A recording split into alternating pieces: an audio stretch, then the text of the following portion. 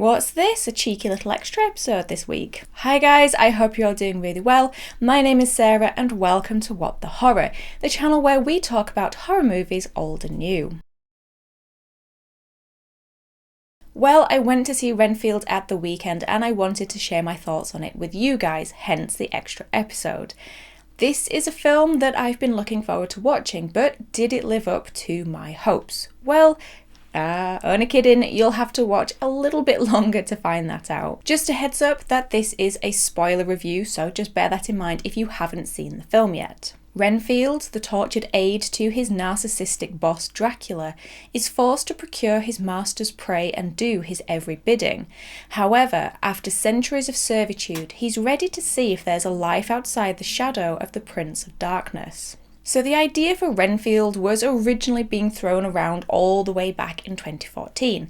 It was around that time that they had first begun to plan the Monster Dark universe. You know, where they were going to remake a lot of the Universal monster movies, but make it a shared universe, Marvel style. The problem was, both the 2014 Dracula Untold and the 2017 Tom Cruise The Mummy bombed at the box office and with critics, and so the Dark Universe plan was scrapped. Instead, the plan was now to make more standalone stories, such as Leigh Whannell's Wonderful Invisible Man. Somewhere between 2017 and 2019, Robert Kirkman, the creator of The Walking Dead, came on board the Renfield and wanted to rework the story, going down a more comedic route. Ryan Ridley then wrote the screenplay based off of Kirkman's story, and Chris McKay came on to direct. McKay's other credits include directing the Lego Batman movie and last year's The Tomorrow World, and also doing visual effects for the Robot Chicken TV series. In the titular role of Renfield, we have British actor Nicholas Hoult, who we last saw in last year's The Menu,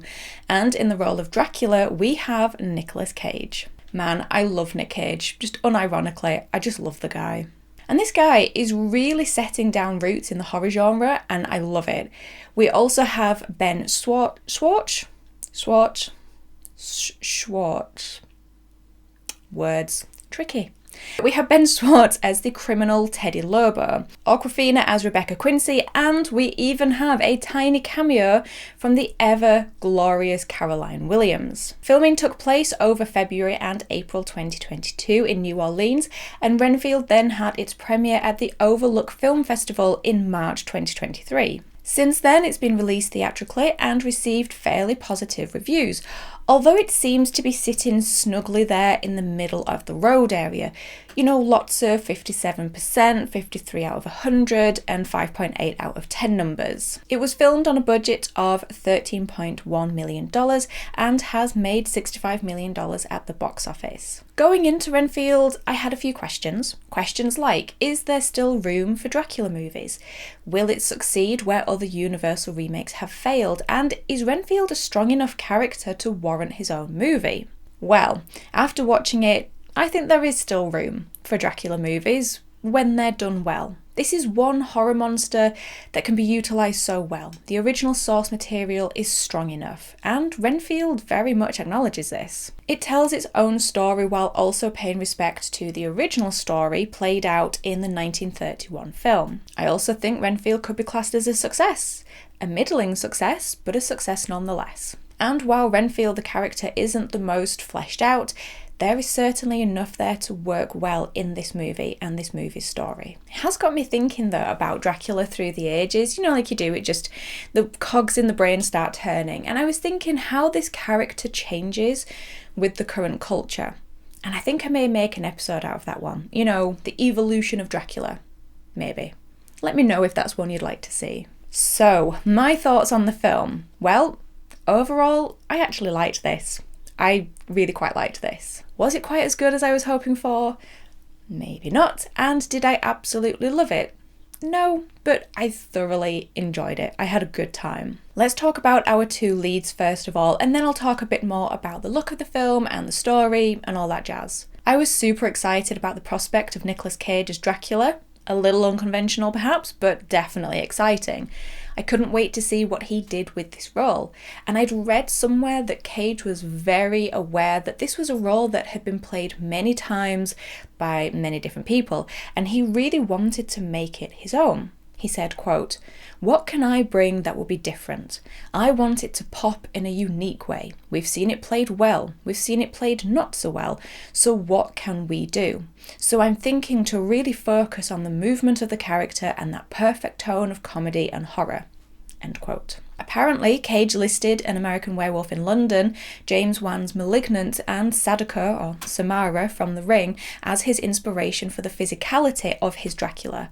And if you know my love of The Ring and my sheer terror at the hands of Sadako, then I'm sure you can imagine I was frothing to see this version. But honestly, I couldn't see any of these aspects in his portrayal, and in some scenes, it was just like watching Nicolas Cage play Nicolas Cage. Not that that's a bad thing. And in the past, Dracula has mostly been this mysterious, exotic and seductive character, luring people in with his power. Cage's Dracula was funny for sure, unique as hell, but long gone are the days of seductiveness. This is a mean and manipulative Dracula. This is gaslighting central, baby. But look, while it wasn't, I don't want to say perfect, but while it wasn't something, it was still Nicolas Cage as Dracula, hamming it up like a pro and delivering some spectacular physical acting. Nicholas Hoult was, in my opinion, fantastic as the titular Renfield. He carries this perfect balance of scared, weedy subserviency with believable badassery. I mean, I really believe that this character is capable of doing what he does in those fight scenes. Sure, he's on bug power, but you know what I mean.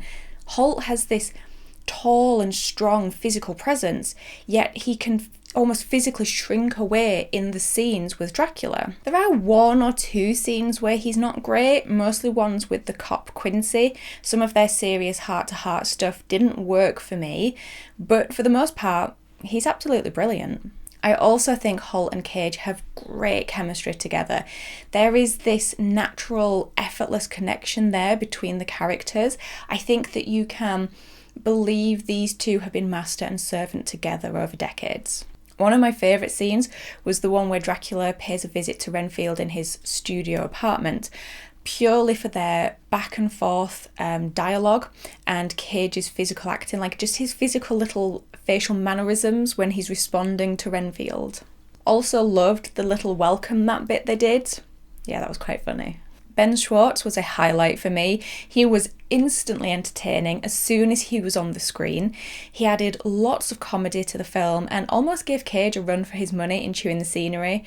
But yeah, he's always a very welcome addition. So first thing I want to talk about in terms of the movie itself is the wonderful nod to the 1931 Bela Lugosi Dracula film. Well, let's be honest, it's more than a nod to, wasn't it? Because they've basically recreated sections of scenes from it, inserting Hoult and Cage into the role of Renfield and Dracula.